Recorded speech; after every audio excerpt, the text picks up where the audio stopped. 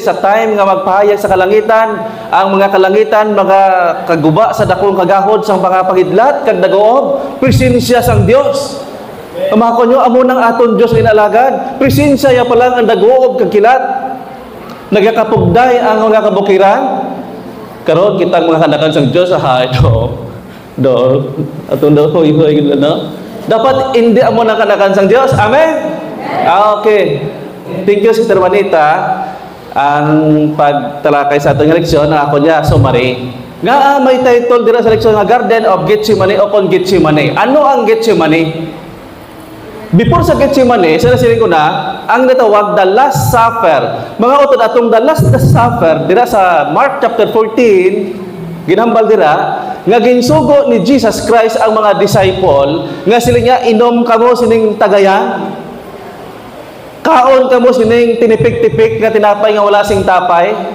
Amo to mga utod ang Last Supper ni Jesus Christ. After sa to, si Jesus Christ nagpili siya sang 3 ka disipulo kay makadto sila sa Garden of Gethsemane.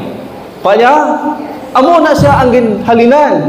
Sang nagpanglakaton sila mga utod nga 11 ka disipulo, pag-abot sa entrance, sa abot sa entrance na de, amo ning Garden of Gethsemane. Sa time ni Jesus Christ, ini nga kahoy, amo pa ni.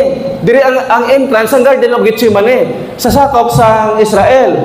Tapos, subong mga utod, ini nga time 2024, ari gyapon ang kahoy sa Garden of Gethsemane, pero nag-garden Wala na di mga hilamon Sa time ni Jesus Christ, tama na di kasinot. Diri niya ginbilin ang 8 ka disipulo. Kag ginhagad niya si John, si Pedro, si Santiago nga magsunod dito sa Garden of Gethsemane. Pagsunod dito mga utod sa Garden of Gethsemane, dito si Jesus Christ gindakop nga upod si Judas. Before dakpon si Jesus Christ, naghambal na si Jesus Christ kay Pedro. Liya Pedro, so wala pa makapamano sa makatatlo ang manok, ipanginwala mo na ako. Nagapakilala mga utod sa kagabihon, ang manok may pagpamalo nga 3 ka beses. Tama? Okay. Ang first na pagpamalo sa manok, ano oras sa kagabihon? Abe? Alas 9? Dason? 12? Abe, ang tama? Ang tama? Sister Ana? 2, 3, 4. Sa kagabihon, balo ka sa una nga mga panahon mga utod, wala sang relo.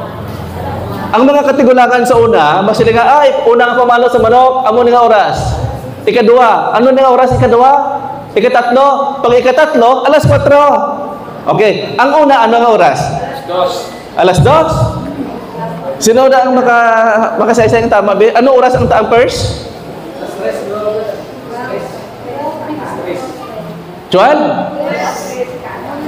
12? O sige, palagay natin 12. Ang ikadua ano? Alas?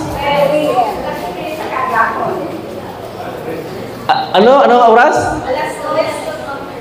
Alas 2. Alas 2 mande? Alas 3.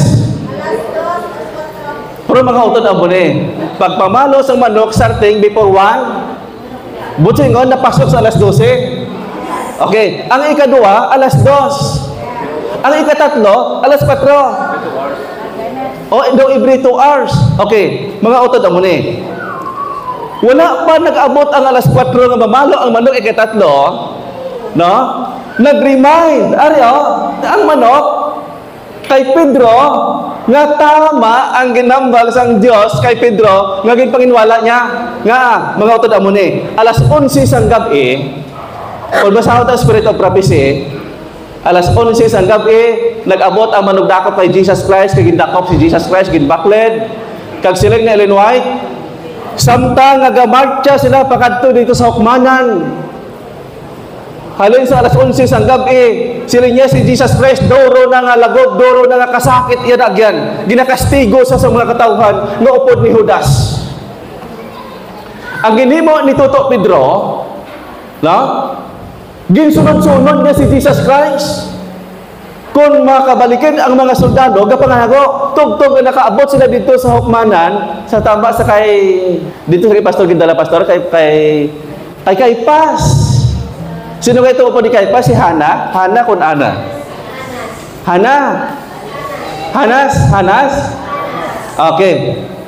Thank you, Sister Balsumo.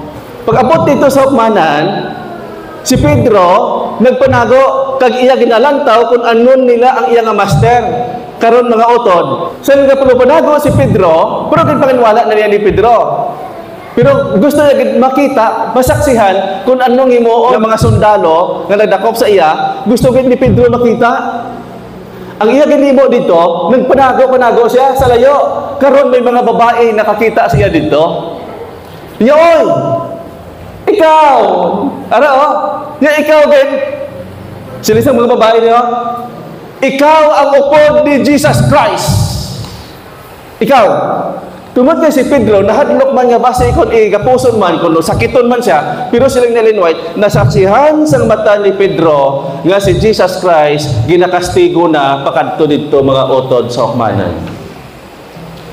Nahadlokan si Pedro, kag nagtama ang hambal ni Jesus Christ, nga paghambal sa mga babae nga ikaw upod niya, siling niya, hindi. Uy, kung nakilala sa iya, hambalon mo ko yung upod ko na. Pero siya ning ginpili nga isa sa mga disipulo nga magkadto sa Garden of Gethsemane. Buti kon pinaka-paborito ni Jesus Christ ang tatlo nga mag-comfort siya dito sa Garden of Gethsemane nga samtang sa kapangamuyo. Mga utod, amo ini. Ari mga utod daw, balikan ta ni anay. Ginsay-isa ni Mr. Juanita. Pero gusto ko lang i-present sa inyo sa Garden of Gethsemane, dira ang ginpili ni Jesus Christ mga muyo kag mag-address direkta sa God the Father, kag gingamit dira sa Mark ang chapter 14 verse 36 nga sila niya, and he said, sila niya, Abba.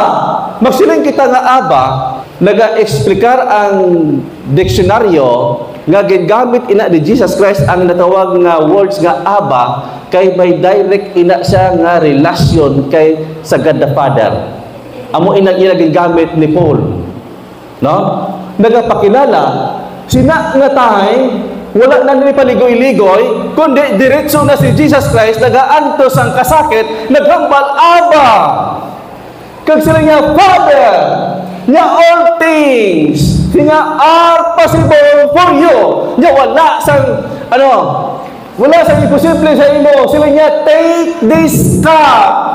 Linya po sa ato pa silunggo. Sila niya, please, ipailayo ini sa akon ang tagayan sa kasakit. Ginbasa ko na sa Desire of Ages, sila nga pangamuyo, sila nilinway si Jesus Christ nagahibi. Kag ginaayo niya sa God the Father, nga sila niya, take this cup. Magsiling kita nga cup, amo inisang tagayan o kung kasakit nga ginabomba siya nga wala sa comfort. Ang next pagkat sila niya, away from me. Pero sila niya, nevertheless, but what you will. Niya, hindi ang akon masunod niya, pero ang imo ang matuman. Nagapakilala sa piyak sang kagikitan, sa piyak sang iya nga pag-sacrifice, arag yapon ng kahambol.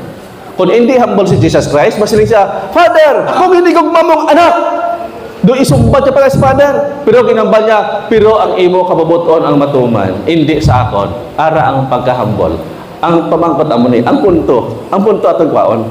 Anong punto? Mga utod, may mga panahon kisaan man nga ara man kita sa tama, pero nga kinahanglan nga sinamay nga time mapaubos kita na. Kay kon imo gid siya ipakita man ipairan mo gid ang imo gid nga prinsipyo kay ikaw tama, base maghimo pa na sa tawag nga hindi mayo nga resulta sa uling adlaw. Pero mga utod sa totoo lang, ako niya lain, prangka ko yung istorya. Pwede ko yung makapaubos 1, 2, 3, 4 guro. Pero kung sigihon mo yan nga himon mo 5, anom sa akon nga paghimo sa katuntuhan, hindi nga pwede sa akon. Nga, sa tion nga sige ka lang paubos, nagaresulta inasang bugal. Okay lang sa imo blabrad nga tungod kay Kristohanon ta. Okay sa butangan ta iti ang atong ulo. Hindi ko ni malipatan.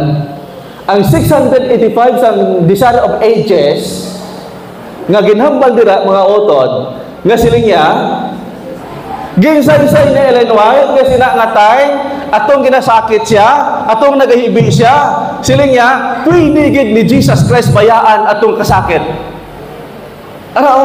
Hambal niya, pero hindi ipaulihi ang tanan kay Jesus Christ. Siling niya sa sini nga tion, pwede niya nga pahiran ang iyabalas sa luha. Kay pabayaan ining kalibutan ka magbalik sa langit. Ang record? Kag siling niya, kag pabayaan ang mga katauhan nga mga makasasala o kung malinapason. Pero ang pamangkot nga dako amo ini, kung ginhimo ni Jesus Christ, kamusta kita? Why? Makita naton sa Edition of AJ 716 nga sa pagmeet ni Judas kag ni Jesus Christ, nag-ibig si Jesus Christ kay siling niya mga utod amo ning natabo. Nakita ni Jesus Christ sa unahan nga si Judas masunog sa impierno. Buhi pa si Judas, siling ni Ellen White, nahukman na si Judas nga hindi na sa pwede magbag-o kundi nahukman na sang God the Father nga mag-abot ang time nga banahon si Judas kay sunugon sa impierno. Ginibian na sa daan ni Jesus Christ kay siya ang nagtraidor.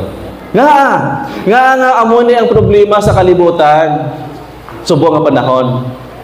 Kag nga na-involved diri si Judas nga natakpan sang kaluwasan, abot man kita karon nga pagtakop ang kaluwasan. Tanan kita subject sang ginatawag hukman sang Dios nga matarong. Apang wala pa rin takop ang kaluwasan, ano ang ginhimo ni Satanas para kita upangan? Nga upangan ni Satanas ang atong kaluwasan, mga utod. Aryo, ang last. Siling sa Hebrew and Herald, page 59, siling niya si Satanas, wala agad nakaagom sa pagkapay na tawaron kagugma sang Dios. Amo ining kabangdanan nga ginaupangan kay ni Satanas, tingwaon kay ni Satanas nga kita magkaroon sang problema. Nga wala siya nakaangkon sining kapatawaran nga kitaya puno sa bugay. Amen. Kag siya pagid nya bangot wala gid siya naghimo sang matudtuod nga paghinulsol. Waon taning statement, wala siya naghimo sang matudtuod nga paghinulsol. Nagapakilala ang aplikasyon sini karon sa aton sa iglesia. Open pa ang bugay. Ara pa si Jesus Christ sa Musuli Place, wala sa sala nga hindi mapatawad. Si Satanas, wala siya kaangkon sa kapatawaran, kay wala siya naghimo sa matudtuod nga paghinulsol. Karon, anong punto? Ang punto mo ito mo ni. Kita karon nga nagahulat sa second coming. Before second coming, matakop ang kaluwasan. Mga utod, siling niya, dapat, before the close of provision, dapat kita tanan makaangkon sa matudtuod nga paghinulsol. Ano klase nga paghinulsol? May paghinulsol ba lang ay muon mo subong? Ginuntatan mo? So nag-adlaw, liwato? Hindi na sa mga utod pasok sa balaan nga Espiritu sa huling adlaw. Sukton inasang Dios, wala ka naghimo sa matudtuod nga paghinulsol. Si Satanas, isa siya ka right hand, isa siya mga utod kataas posisyon sa langit. Pero gindeklarar sang prophecy nga wala siya naghimo sa matudtuod nga paghinulsol. Amo tong kabangdanan kay wala siya naghimo sa matudtuod nga paghinulsol, ginhulog sa diri mga utod sa kalibutan. Aton niya karong aplikasyon mo ni. Kung hindi ta paghimuon ang bagay nga matudtuod nga paghinulsol, hindi naton ma-encounter ang pag-transform sang balaan nga espiritu nga himuon niya ikaw likeness of Christ. At dapat before the cross of provision, kita naulay na sang balaan nga espiritu nga kaangay-angay na kita ni Jesus Christ. Nahimo mo ina kay naghinulsol ka sang matudtuod nga paghinulsol. Pag nakita sang balaan nga espiritu nga naghimo ka, nag-exercise ka sang matudtuod nga paghinulsol, ang balaan nga espiritu magasulod, magakomfort sa imo tagipusoon, kag dugtungan niya iya ka nga ulayon, iya ka nga tudluan nga tubtob nga ikaw mga utod sa proseso, makita ikaw nga ang dagway ni Jesus Christ ara sa nagakabuhi nimo. Amen. Amo ning aton nga leksyon sini nga aga mga utod natapos aton leksyon.